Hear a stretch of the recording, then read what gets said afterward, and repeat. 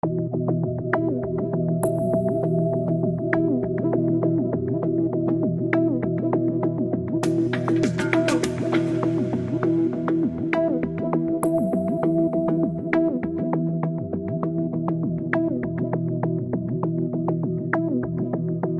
is Stephen Alexander, another BSCFS comic book review.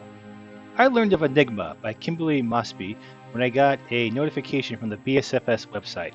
Naturally, I leapt at the chance. If you're a creator, one way to get my attention is to advertise on the BSFS site that you're looking for readers. Of course, when you speak of the devil, he may appear to review your work. Be afraid. Be very afraid. So, let's talk about the future. One constant theme in futurist sci-fi is a pessimistic feeling that underlying human culture will not change, that we will ruin other worlds the way we ruin chunks of Earth. Enigma explores that feeling in the form of a sci-fi noir webcomic. I looked at her webcomic at Webtoons.com and the full version at Comixology. Since they're both the same story, I'll rate both at the same time. Set in a Ray City over the grounds of a ruined future Earth, two police agents are sent to investigate a grisly murder. There are 3 dead bodies and a wounded survivor, a girl around 10 years old. They say the damage looked like it was caused by a wild animal. But there are no wild animals. They have gone extinct, much like the author's grammar. So, who did it? What did I like about the story? The Comixology version was a detailed compilation of the 2 webcomic chapters up at Webtoons.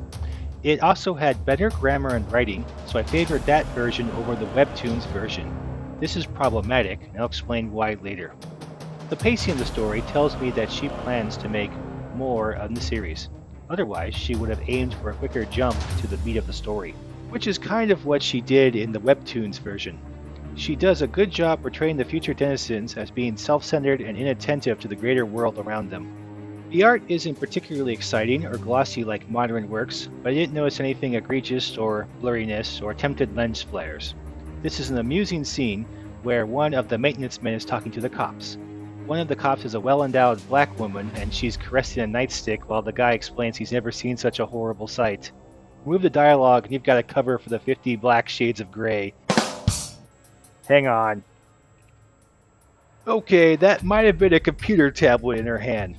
Or is that a notebook and pen? Honestly, depending on the light in your room, it could go either way. Kinda hoping for the nightstick myself. What did I like about the story? While the exposition was useful and not too long, the explanation felt stilted.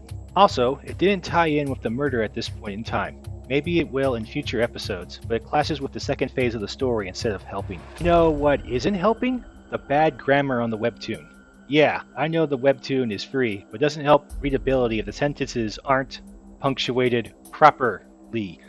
Also, the ending in the comic doesn't match the webtoon, so I have no idea if the characters will make the realization in the comic that the webtoon characters did.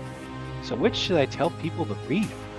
The ending in the comic was kind of boring and somewhat forced. I think the author should have continued the story one more page, at least getting to the realization cliffhanger like the webtoon did. My recommendation. It's a decent comic with some degree of promise. Is it better than some of our other members? No, not yet. Her art style is somewhat unique, but needs classification and smoothing to get to the standards of Gods of Life or Kapharos. The story's getting there at least. I give Enigma number 1 an ambiguous answer of 2.5 out of 5 stars. Where you find the answers in the next issue of this fairly decent comic. Got any comments, suggestions, or works for me to review? Leave a comment down below. Don't forget to like and subscribe. If you do so, it will change the future. Oh, come on, YouTube! What do you mean I can't promise ambiguous rewards?